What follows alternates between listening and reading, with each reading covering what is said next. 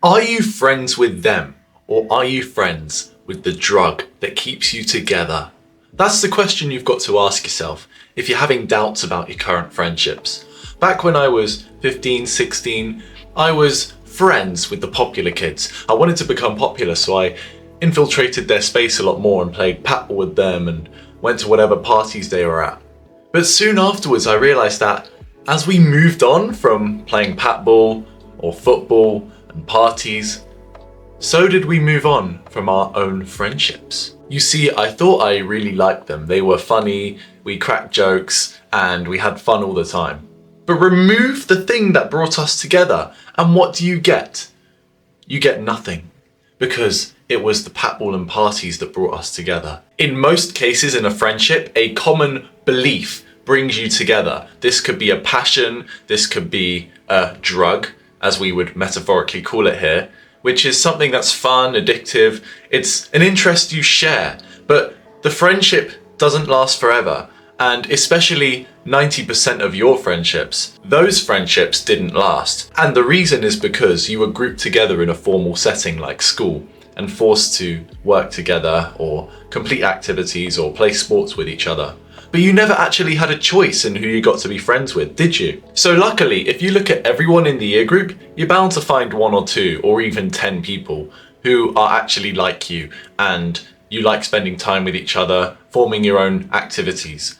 But a lot of the time when school chooses it for you, it's unsustainable. The bond isn't there. You're brought together by the activity, not your friend's true self. So let's give some examples of what these metaphorical drugs are. So the biggest one for teenagers, I believe these days, are video games. You have your gamer friends. You log on, you play, you shout down the mic to each other and throw insults at each other all night. And then when you hop off the game, what then? You go back to your ordinary lives, you eat, sleep, go to school, repeat. And then you notice one of your gamer friends moves on from the group and he stops playing with you. Then what? You just don't play with him anymore and that's it. You don't see him again, do you? Only in exceptional cases are your true friends the ones you're gaming with. In my case, about half of them were. We had many a great pastime, just logging onto Fortnite or logging onto GTA and playing through the night. But I've noticed that we interact with each other a lot less, even the true friends I have, because the game has been removed, because that was a core part of our friendship. Luckily, a small group of 3 of the friends I used to game with, we still hang out, because we've been friends for 5 years, 8 years, and life. So we're kind of inseparable. But you notice that you only have a few core friends in your life who stick around. You may not have any at all.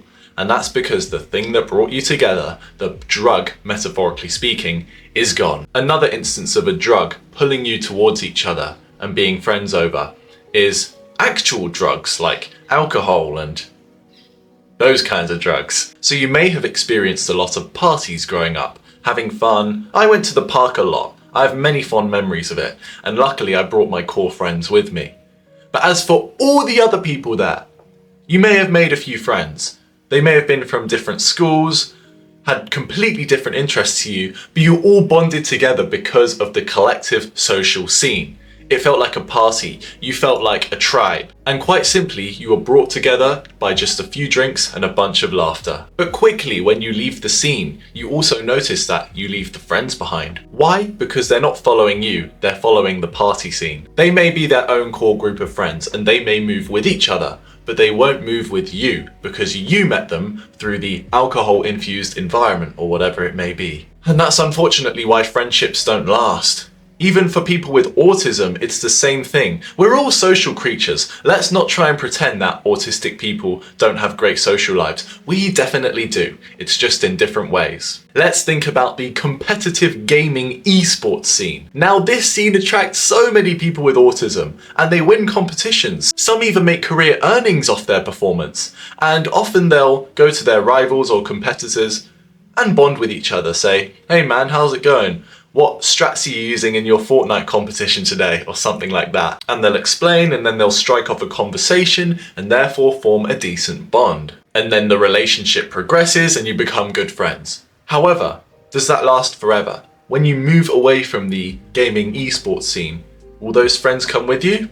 You'll just have to wait and see. By the way, it is not a bad thing if these friendships end, because naturally, most of them will. It's just the way of life. There's no stopping it. Just go with the flow and move on. As for whether you are questioning whether those friends you are hanging out with are your true friends, I'll tell you the best way to know if they are. Listen to your gut feeling. Your gut is almost always right. It will tell you the right thing to do if you are ever in a relationship, whether that be a friendship or a romantic one.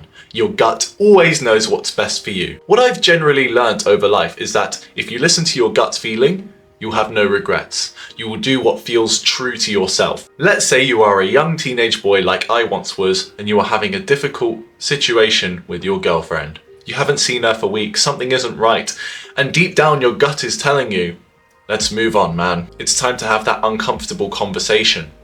You should listen to your gut. Because if you let your mind do the thinking or your heart pull you back towards that girl, when your gut knows it's not right, then it's not right for you. Then you are going to stay with her, and that will only hurt you and therefore her, because she can sense that you are not happy in this relationship. You've got to stop seeing breakups as something bad, like it's a reputational hit. I used to think that it was such a personal ego attack if I broke up with my girlfriend back when I was 15. But when we broke up, it was honestly the best thing that could have happened, because we were both happy with the way it went, and I felt that it was the best decision for me. I even had this same thing with a girl I dated recently, only a few months ago. I listened to my gut, our lives diverged, we moved on. Good. It's not healthy to stay together if you know that your life paths are going to diverge. It'll only hurt you trying to crawl back to each other to make an impossible love work. Oh, that sounded romantic, didn't it? But hey, the lesson is here. Listen to your gut feeling, right? Whenever some situation arises, whether it be with a friendship or a romantic relationship, listen to your gut and ask yourself, am I friends with them? Or am I friends with the drug that brings us together? It's difficult to navigate these questions sometimes. But you know, when I was 15, 16 years old, my gut feeling told me to become popular. And as someone with Asperger's syndrome and a few social difficulties, I decided to put myself out there in uncomfortable situations with some friends along the way and climb the social hierarchy. Now, while I don't try that anymore, I learned so many valuable lessons in the way you act and the way you behave in front of new people to leave a good impression on them. Us autistic people hate being judged in the social scenes, but I found out a way where I can minimize that to the point where no one has been able to tell that I have autism in the whole last 5 years. And I am now offering services to help you do the same. If you want my personal one-to-one help on how to overcome your social difficulties associated with your autism, whether you have autism or think that you have autism, I'm here to help. Please click the link in the description. I'll see you in there. So when you listen to your gut feeling, you will make the right decision. Assess what brings you and your friends together. Notice who you have a true bond with, the years of experience, the activities that you do, and the fun that you have, and see who you will bring with you into the future. I hope that helped you today. Thank you so much for listening. Take care, and I'll see you in the next video.